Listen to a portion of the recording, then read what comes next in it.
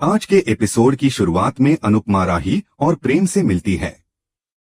राही रजनी से भी मिलती है और रजनी कहती है कि राही के आने से मेहंदी की खुशबू और भी बढ़ गई है।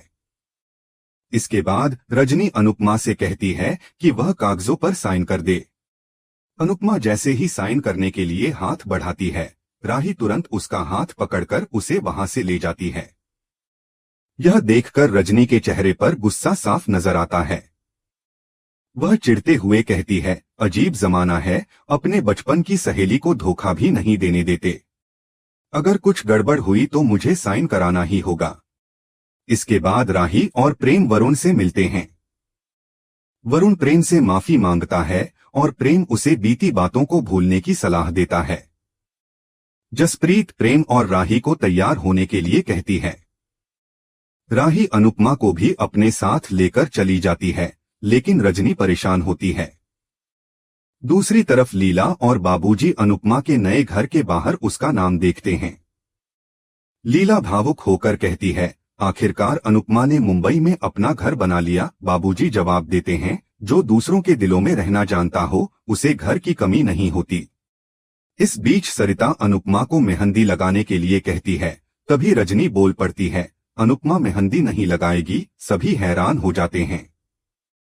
रजनी कहती है, अगर अनुपमा मेहंदी लगाएगी तो फिर मेरे साथ फुगड़ी कैसे खेलेगी। अनुपमा रजनी से कहती है, तुमने तो मुझे डरा ही दिया। वरुण रजनी से कहता है, कहीं इनकी अच्छाई हमारी चालाकी पर भारी न पड़ जाए। इस बीच पाखी ईशानी से उसकी महंगी कार के बारे में सवाल करती है। वह पूछती है कि इतनी जल्दी इतनी महंगी कार उसने कैसे खरीद ली। ईशानी को यह याद आता है कि उसने भारती के गहने बेच दिए थे। पाखी को शक हो जाता है कि ईशानी झूठ बोल रही है और वह डर जाती है कि अगर ईशानी ने कोई बड़ी गलती की तो अनुपमा उसे कभी माफ नहीं करेंगी। ईशानी नाराज होकर कहती है, पहले अनुपमा मेरे पीछे पड़ी थी, अब आप भी। यह गाड़ी मैंने किश्तों में खरीदी है। नाराज होकर ईशानी वहां से चली जाती है। पाखी को डर लगता है कि कहीं ईशानी गलत रास्ते पर ना चली जाए। दूसरी तरफ लीला कहती है कि यह घर बहुत छोटा है। बाबूजी समझाते हैं, घर छोटा हो या बड़ा, घर तो घर होता है। सरिता आकर कहती है, मेरा घर इससे अच्छा है। लीला कहती है, इतनी छोटी जगह में इतने लोग कैसे सोएंगे। सरिता हंसते हुए कहती है, पास का घर खाली हुआ है, आप उसमें सो सकते हैं। लीला नहाने के लिए पानी मंगवाती है तो सरिता कहती है, यहाँ पानी टाइम पर आता है। लीला कहती है, तुम्हारे घर में पानी का अलग कनेक्शन है तो तुम पानी लेकर आओ। दूसरी ओर माही गौतम से पूछती है, पापा को पता है कि अनुपमा पूर्वी छायाचोल में रहती है, फिर भी वह इस प्रोजेक्ट के लिए मान कैसे गए। गौतम जवाब देता है, पापा ने पूरे पैसे इस प्रोजेक्ट में लगा दिए हैं।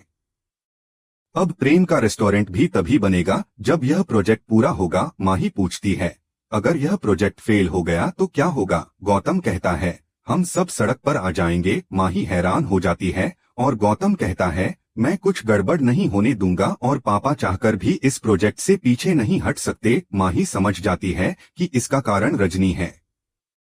गौतम कहता है, मैं रजनी की पूरी सच्चाई पता लगाकर रहूंगा। माही चली जाती है और गौतम को राही की किताबें दिखती हैं, जिससे उसे दिवाकर की याद आती है। दूसरी ओर दिवाकर राही को याद करके चिट्ठी लिख रहा होता है। तभी गौतम उसे फोन करके कहता है, राही तुम्हारे लिए एक चिट छोड़कर गई थी, लेकिन वह मुझसे खो गई। दिवाकर खुश होकर पूछता है, उसमें क्या था। गौतम कहता है, उसमें मुंबई का एड्रेस था जहां वह शादी में गई है। दिवाकर उसे एड्रेस भेजने के लिए कहता है। गौतम खुश होता है और तभी माही आकर पूछती है, आपने राही के टीचर को झूठ क्यों बोला। गौतम कहता है, हम यहाँ काम कर रहे हैं और वह दोनों वहाँ एंजॉय कर रहे हैं, यह तो गलत बात है। दूसरी ओर अनुपमा और बाकी सब लोग खुशी खुशी एंजॉय कर रहे होते हैं। सभी बेहद खुश होते हैं। सरिता अनुपमा से कहती है, तुम मेहंदी लगाओ, फिर मैं तुम्हें कुछ और भी कहूंगी। अनुपमा रजनी से कहती है, मैं मेहंदी लगाने से पहले साइन कर देती हूँ। तभी कुछ औरतें अनुपमा को लेकर चली जाती हैं। दोस्तों, अगर आपको ये वीडियो पसंद आया हो तो कृपया इसे लाइक करें और हमारे चैनल को सब्सक्राइब करें। साथ ही हाइप बटन पर क्लिक करके अपना सपोर्ट दिखाएं। दूसरी ओर अंश और किंजल खुश होते हैं क्योंकि उन्हें बड़ा ऑर्डर मिल चुका है। तभी तोशु आकर कहता है, मुझे भी उनका नंबर दो। इस पूरी कहानी में अनुपमा और उसके परिवार की जिंदगी में नए मोड़ और घटनाओं का सिलसिला जारी रहता है, जहां एक ओर रजनी और अन्य पात्रों की चालाकियां और रहस्य सामने आ रहे हैं, वहीं दूसरी ओर अनुपमा अपनी नई जिंदगी की शुरुआत के साथ खुश है। किंजल हैरान हो जाती है जब तोशु कहता है, मैं उस क्लाइंट से अगली मीटिंग में साथ चलूंगा। ऐसे बड़े लोग आसानी से फ्लैट खरीद लेते हैं। किंजल और अंश उसे कहते हैं, हमारे क्लाइंट से दूर रहो। इसी बीच अंश प्रार्थना का चेकअप कराने के लिए निकल जाता है। दूसरी ओर मोहल्ले की औरतें अनुपमा से मिलकर कहती हैं, आप इस पूरी चोल की लक्ष्मी हो। वे अनुपमा से अपने हाथों से दीवार पर छाप लगाने के लिए कहती हैं। अनुपमा भावुक हो जाती है और दीवार पर अपने हाथों की छाप लगा देती है। सभी बेहद खुश होते हैं और अनुपमा के लिए तालियां बजाती हैं। मोहल्ले की औरतें अनुपमा को धन्यवाद कहती हैं। वहीं मोटीबा राजा को मुंबई जाने के लिए डांटते हुए कहती है, अब तुम उस घर के कुत्ते से भी नहीं मिलोगे। राजा हंसते हुए जवाब देता है, उनके घर में तो कुत्ता नहीं है। मोटीबा भड़क जाती है और कहती है, अब अगर तुम किसी से भी मिले तो इस घर के दरवाजे तुम्हारे लिए बंद हो जाएंगे। तभी राजा डांस करने लग जाता है। सभी हैरान हो जाते हैं। मीता उसे रुकने के लिए कहती है, लेकिन राजा गुस्से में कहता है, यह स्ट्रेस भगाने की थेरेपी है। यह मैंने अनुपमा से सीखा है। राजा मोटीबा से कहता है, मैं खुद मुंबई गया था, उन्होंने मुझे समझाकर वापस भेज दिया, वरना घर तो मैं छोड़ चुका था। अब मैं वापस आ गया हूँ, लेकिन अब मैं परी को तलाक नहीं दूंगा। मीता चिल्लाते हुए कहती है, तुम्हें तलाक देना पड़ेगा और वापस शादी भी करनी पड़ेगी। राजा जवाब देता है, इस घर में डोली आने से पहले मेरी अर्थी उठेगी। सभी हैरान होते हैं। राजा फिर वहां से चला जाता है और मोटीबा कहती है, राजा को अनुपमा ने सिखाकर भेजा है। दूसरी ओर दिवाकर शादी में पहुंच जाता है और राही को देखकर खुश हो जाता है। वह राही को मैसेज करता है। प्रेम पूछता है, टीचर इतनी रात को मैसेज क्यों कर रहे हैं? राही जवाब देती है, उन्हें पता है कि मैं देर रात को पढ़ती हूँ, शायद इसलिए वो मुझे मैसेज कर रहे हैं। जसप्रीत और राही मिलकर प्रेम को छेड़ते हैं। दिवाकर सोचता है, जब राही अकेली होगी तब मैं उसे अपने दिल की बात बताऊंगा। रजनी कहती है, अब हम चलते हैं। अनुपमा कहती है, थोड़ी देर रुक जाओ, मेहंदी सूखते ही मैं साइन कर दूंगी। रजनी कहती है, अब लेट हो गए हैं, तुम कल साइन कर देना। अनुपमा कहती है, तुम फाइल यहीं छोड़ दो, मैं कल साइन कर दूंगी। रजनी मना कर देती है और सभी हैरान हो जाते हैं। रजनी बहाना बनाती है, पहले वाली फाइल जल गई थी, इसलिए मैं कोई रिस्क नहीं लेना चाहती। रजनी और वरुण चले जाते हैं। राही फाइल के बारे में पूछती है तो अनुपमा उसे सारी बात बताती है और कहती है, मुझ पर पूरी चोल की जिम्मेदारी है।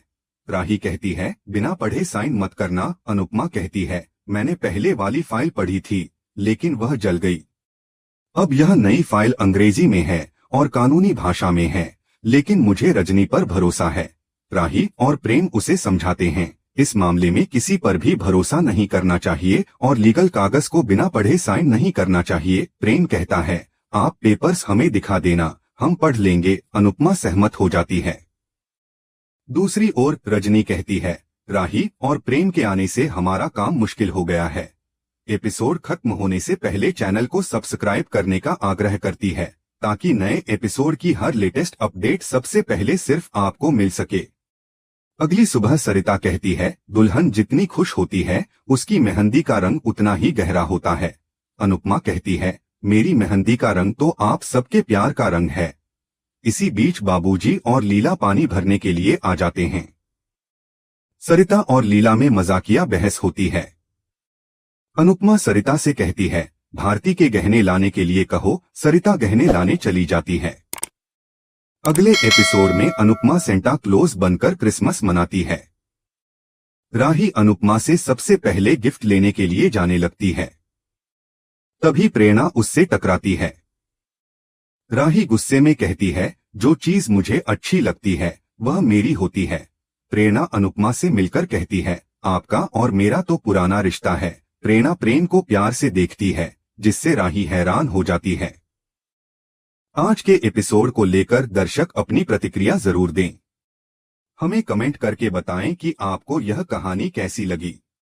साथ ही इस तरह के और डेली अपडेट्स के लिए वीडियो को लाइक करें और हमारे चैनल SG सीरियल अपडेट्स को सब्सक्राइब करें।